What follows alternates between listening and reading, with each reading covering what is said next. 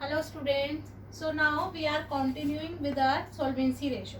In last video we discussed about the liquidity ratio, that is about the current ratio, and the liquid ratio, that is quick ratio.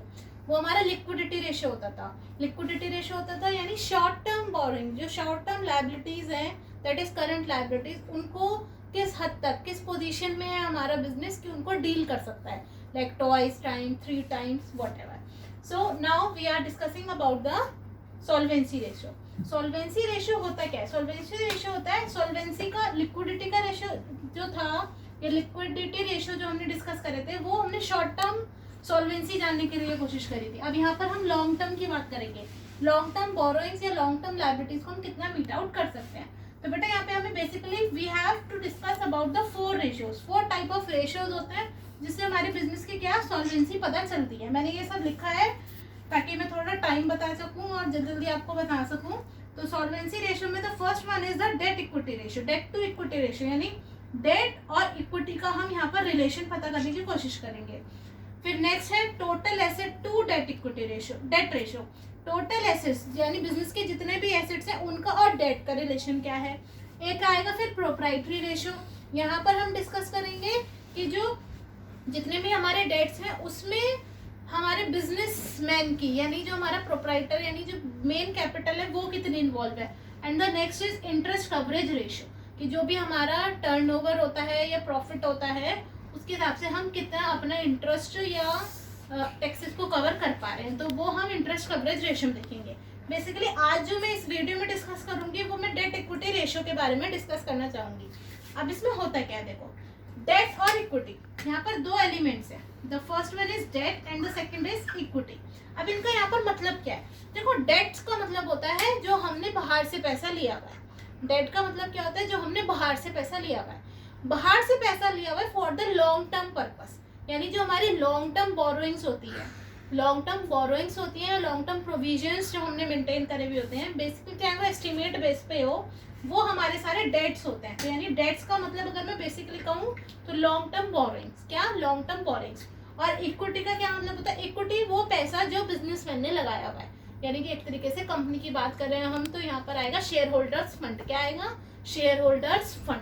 तो यहाँ पे 2 element है, date, date मतलब बाहर से लिया हुआ पैसा, और इक्विटी मतलब जो हमने बिजनेसमैन ने इक्विटी यानी कि जो शेयर होल्डर फंड है जो हमारा अपना पैसा है. तो ये आउटसाइड लायबिलिटी हो गई एक तरीके से, और ये इनसाइड वाली हो गई इक्विटी. ओके, तो यहाँ पर जो मैंने लिखा हुआ है इसका डेट इक्विटी रेशियो का फॉर्मूला होता है डेट अपॉन इक्विटी. क्या होता है बेटा, डेट अपॉन इक्विटी. बहुत इजी है. डेट टू इक्विटी का रेशियो का फॉर्मूला होता है डेट अपॉन इक्विटी. अब डेट क्या होता है, देखो जो मैंने बोला वही लिखा हुआ है, लॉन्ग टर्म लायबिलिटीज. डेट जो होते हैं वो क्या होते हैं, long term liabilities plus long term provisions. और इक्विटी क्या होता है, share holder fund. Share holder fund, share holder fund basically होता क्या है, जो भी शेयर कैपिटल लगी हुई है plus reserve and surplus, plus reserve and surplus. अगर कोई क्रेडिट बैलेंस है P&L अकाउंट का, यानी कोई अगर हमारा प्रॉफिट हुआ है वो भी गिवन है, तो वो भी हमारा किसका पार्ट बनता है, वो भी शेयर होल्डर का पैसा माना जाता है. यानी डेट के अंदर आ गए लॉन्ग टर्म लायबिलिटीज और इक्विटी के अंदर आ जाएगा share holder fund. Share holder fund को और डिटेल में बात करूँ तो it is share capital plus reserve and surplus, plus अगर कोई P&L में पैसा पड़ा हुआ है credit balance. Okay, long term debts क्या होते हैं. डेट का मतलब, यहाँ डेट का मतलब अगर मैं यहाँ डेट की बात कर रही हूँ ना, ये वाले डेट की, तो इसका मतलब हमेशा ही लॉन्ग टर्म होगा. क्या होगा, हमेशा ही लॉन्ग टर्म. डेट का जो मतलब होता है, that means liabilities. Liabilities 2 types की होती है, लॉन्ग टर्म, शॉर्ट टर्म. तो शॉर्ट टर्म वाली को तो हम करंट लायबिलिटीज बोलते थे ना, जो वो लॉन्ग टर्म वाली होती थी उनको क्या बोलते हैं हम, डेट. क्या बोलते हैं, डेट.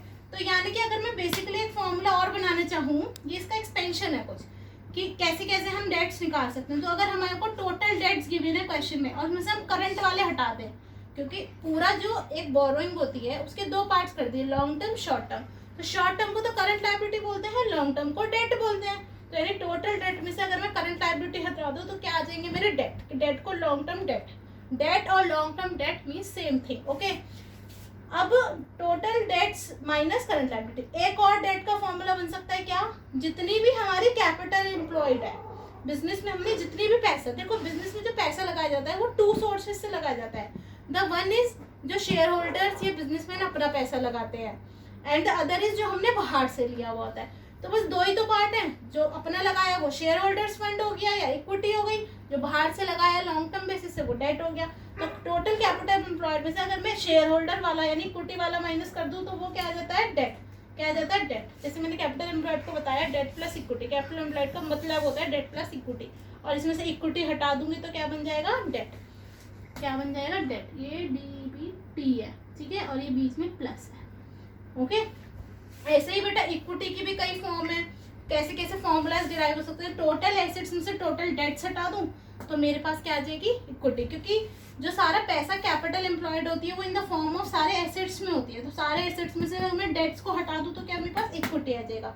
तो समझ आ रहा है कि डेट और इक्विटी कि डेट का मतलब क्या होता है और इक्विटी का।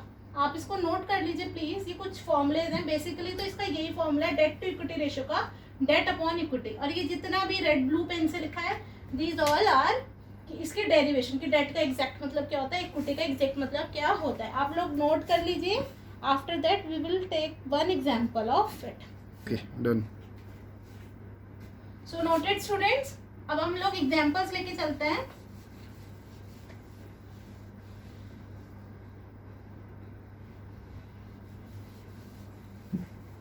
डेट इक्विटी रेशियो के, ओके, कैसे हम लोग सॉल्व कर सकते हैं डेट इक्विटी रेशियोज की examples. Debt to equity ratio, debt equity ratio कुछ भी बोल सकते हो आप। तो पहला एग्जांपल लेके चल रहे हैं हम लोग। सपोज हमें गिवन है, हमारे को टोटल एसेट्स गिवन है, टोटल डेट्स गिवन है और करंट लायबिलिटीज गिवन है। क्या क्या गिवन है, टोटल एसेट्स गिवन है आपको, टोटल डेट्स गिवन है और करंट लायबिलिटीज गिवन है। करंट लायबिलिटीज जो गिवन है वो आपको 50,000 गिवन है फॉर एग्जांपल, 50,000। ये फॉर एग्जांपल 1 लाख गिवन है, और ये आपको गिवन है सपोज 1,25,000। ठीक है, ये तीन चीजें बेसिकली आपको गिवन है and you have to find out the debt equity ratio. तो पहले सबसे पहले हम लोग क्या कोशिश करेंगे, हम लोग कोशिश करेंगे पहले हम यहाँ पर डेट इक्विटी रेशियो का फॉर्मूला लिख देते हैं। तो डेट टू इक्विटी रेशियो का फॉर्मूला जो होता है वो क्या होता है, डेट्स अपॉन इक्विटी। अब हमें मतलब पता है डेट्स का और इक्विटी का। डेट का मतलब होता था लॉन्ग टर्म, सारे जो लॉन्ग टर्म बोरोइंग्स होती थी या लॉन्ग टर्म प्रोविजंस जो होते थे, और इक्विटी का मतलब होता था शेयर होल्डर का पैसा। तो चलो डेट निकालने की कोशिश करते हैं। डेट में आता था लॉन्ग टर्म, क्या क्या गिवन है, टोटल एसेट फिलहाल छोड़ देते हैं, टोटल डेट्स गिवन है और इसमें करंट लायबिलिटी भी गिवन है। तो इसमें सीधा पता चल रहा है ना, मैंने बताया था आपको अभी, डेट्स जितने भी डेट्स होते हैं उनको 2 पार्ट्स में डिवाइड करते हैं, करंट लायबिलिटी में और अदर्स यानी जो लॉन्ग टर्म हो गए। तो डेट का मतलब क्या होता है, लॉन्ग टर्म वाले। तो अगर मैं इस 1 लाख में से ये 50,000 हटा दूं तो मेरे पास लॉन्ग टर्म वाले डेट्स आ जाएंगे। तो मेरे पर यानी यहाँ डेट का फॉर्मूला होता है टोटल डेट, क्या लग रहा है यहाँ पे, करंट लायबिलिटी। यानी यहाँ पर कितना आ गया मेरा, 1 लाख माइनस 50,000 शॉर्ट में लिखा है। तो मेरा जो डेट आ गए वो आ गए 50,000, यानी मुझे एक फिगर तो मिल गई 50,000। ठीक है, 50,000। अब इक्विटी निकालते हैं। अब इक्विटी कैसे निकाल सकते हैं, इक्विटी निकालने के लिए मेरे पास क्या है, टोटल एसेट्स गिवन है। मुझे पता है कि टोटल इक्विटी का मतलब होता है कि वो पैसा जो शेयर होल्डर ने लगाया हुआ है। तो मुझे कैसे, मेरे पास जो टोटल बिजनेस में पैसा लगा हुआ है वो 1,25,000 लगा हुआ है, जिसमें से जो बाहर का पैसा लगा हुआ है वो कितना लगा हुआ है, 1 लाख। सीधा सीधा दिख रहा है। तो जो इक्विटी होगी उसे आप कैसे निकाल सकते हो, इक्विटी को निकालने का फॉर्मूला होता है total assets minus total debts. TA मतलब टोटल एसेट्स और टीडी मतलब टोटल डेट्स। तो इट मीन्स 1,25,000 माइनस 1 लाख। तो मेरे पास जो इक्विटी आ गई वो कितनी आ गई, 25,000। मैं यहाँ पर पुट कर दूँ 25,000, यानी मेरा जो आया कितना आया, ये 2/1, 2:1, यानी 2 टाइम्स। ओके, तो ये क्या आया मेरा, डेट टू इक्विटी रेशियो आया। समझ कैसे करना है इस क्वेश्चन, इन क्वेश्चंस को हमको। नेक्स्ट एग्जांपल लेके चलते हैं। समझ आया कैसे हम लोगों को रिलेशन निकालना है रेशियो में। बेसिकली फॉर्मूले आपको पता होनी चाहिए, समझे होनी चाहिए, और फिर आपको उनका रिलेशन निकालना आना चाहिए। ठीक है बेटा। सेकेंड एग्जाम्पल हम लोग लेके चलते हैं जिसमें हमें कुछ इन्फॉर्मेशन गिवन है, that is long term borrowings आपको दे रखी है 5 लाख रुपीज की, suppose LT means long term borrowings दी हुई है 5 लाख की, 5L means 5 lakh. Long term provisions भी गिवन है इस क्वेश्चन में, क्या गिवन है, लॉन्ग टर्म प्रोविजंस गिवन है 1 लाख के, ओके। और आपको गिवन है इक्विटी शेयर कैपिटल गिवन है 2 लाख की,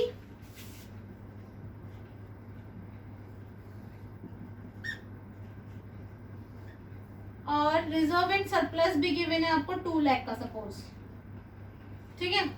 4 चीजें आपको गिवन है। एक चीज और ले लेते हैं, सरप्लस गिवन है, यहाँ लिख रही हूं मैं, लॉस गिवन है फॉर एग्जांपल, या मैं बोलूं सरप्लस का डेबिट बैलेंस, क्रेडिट होता है तो वो प्रॉफिट होता है, और डेबिट बैलेंस होता है तो it means it's a loss. 1 lakh का लॉस भी गिवन है आपको इस क्वेश्चन में, ठीक है। You have to find the debt equity ratio, क्या फाइंड आउट करना है आपको, डेट इक्विटी रेशियो। कैसे करेंगे, कोशिश करेंगे सॉल्व करने की, पॉज करके प्लीज एक बार देखिएगा, जरूर सोचिएगा कि आप यहाँ पर क्या लगा सकते हैं। हम लिखेंगे सबसे पहले फॉर्मूला डेट अपॉन इक्विटी। अब हमें पता है डेट का मतलब क्या होता है, लॉन्ग टर्म वाले, लॉन्ग टर्म डेट्स, तो लॉन्ग टर्म में क्या आ जाएगा, एक तो लॉन्ग टर्म बोरिंग्स आ जाएगी, और प्रोविजंस भी क्या होते हैं हमारे, डेट ही होते हैं। तो यानी ये दोनों, यानी 5 + 1 यानी 6 लाख के तो मेरे क्या आ गए बेटा, डेट्स आ गए, ठीक है। अब इक्विटी निकालते हैं, इक्विटी में क्या आएगा, इक्विटी शेयर कैपिटल आ जाएगा, इक्विटी के अंदर यस रिजर्व एंड सरप्लस भी शेयर होल्डर फंड्स का पार्ट होता है, यानी इक्विटी का पार्ट होता है। जो लॉस है, लॉस यानी डेबिट बैलेंस जो है, मैंने बताया था क्रेडिट बैलेंस अगर प्रॉफिट होता है तो वो भी इक्विटी का पार्ट होता है, अगर लॉस है तो वो भी हमें माइनस करना होगा। 2 + 2 = 4 लाख, और ये 1 लॉस है तो माइनस हो जाएगा रिजर्व एंड सरप्लस में से, यानी ये 3 लाख। कितना आ गया, 3 लाख, यानी ये आ गया 2:1। आया समझ कैसे हम लोगों को सॉल्व करना है, बहुत इजी है। डेट टू इक्विटी, बस रिलेशन निकालना आपको आना चाहिए। Noted students?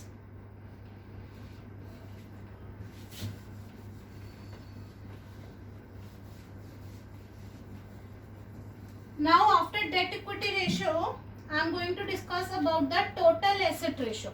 ठीक है ना, total asset to debt ratio क्या बताऊंगी मैं आपको, next ratio total assets to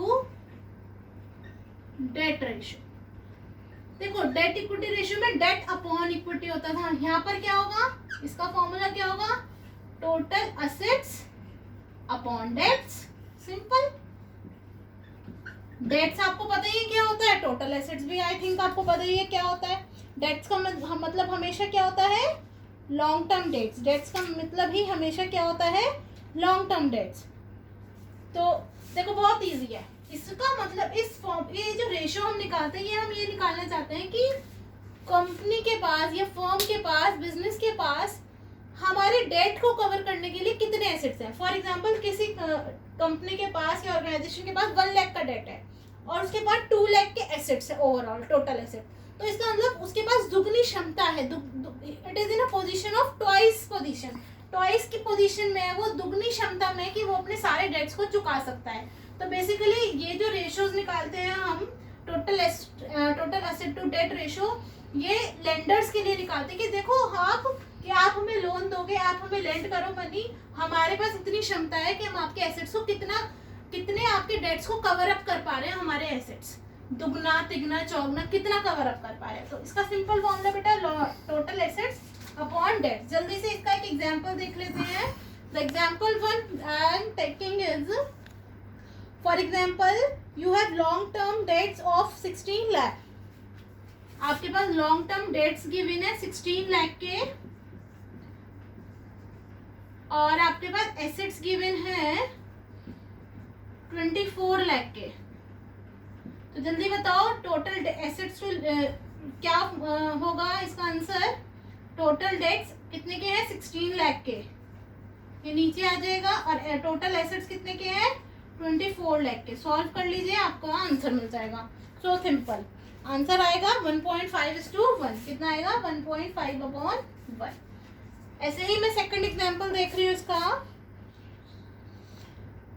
आपको गिवन है शेयर होल्डर फंड 14 लाख, क्या गिवन है, शेयर होल्डर का फंड गिवन है आपको 14 लाख, बहुत ध्यान से देखिएगा।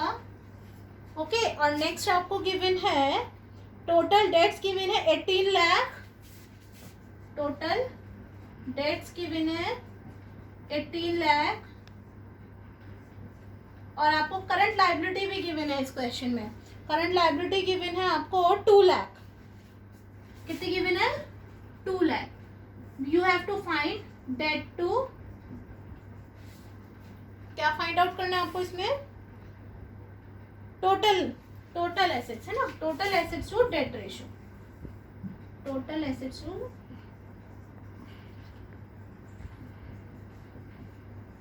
डेट रेशियो निकालना है। कोशिश करिए प्लीज, कैसे निकाल सकते हैं आप लोग। सबसे पहले मैंने आपको बताया, आप यहाँ पर फॉर्मूला लिखने की कोशिश करेंगे। क्या लिखेंगे, फॉर्मूला। फॉर्मूला क्या होता है इसका, टोटल एसेट्स अपॉन डेट। क्या होता है, टोटल एसेट्स अपॉन डेट। देखो डेट तो इजीली पता चल रहा है, डेट तो इजीली, टोटल डेट 18 के हैं, करंट वाले हटा दो तो लॉन्ग टर्म वाले डेट्स आ जाएंगे, तो 18 माइनस 2, ये तो मुझे इजीली पता चल गया 16 लाख, ठीक है ना। यहाँ पर जो बात आती है वो टोटल एसेट्स निकालने पर आती है। टोटल एसेट्स आप कैसे निकाल सकते हो, टोटल एसेट्स, टोटल एसेट्स क्या होता है, टोटल एसेट्स दो चीज़ों से बनते हैं, या तो हमारे पैसे से यानी शेयर होल्डर फंड से यानी इक्विटी से, या फिर जो हमने बाहर से पैसा लिया हुआ है।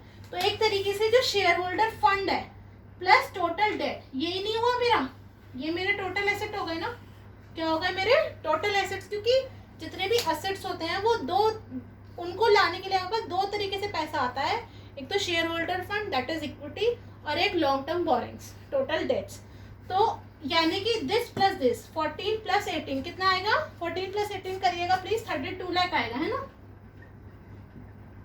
ये क्या आ गए मेरे total assets, simple 2/1 answer is है। ओके, तो ऐसे ही हम ये टोटल डेट रेशियो करेंगे, total assets to debt ratio.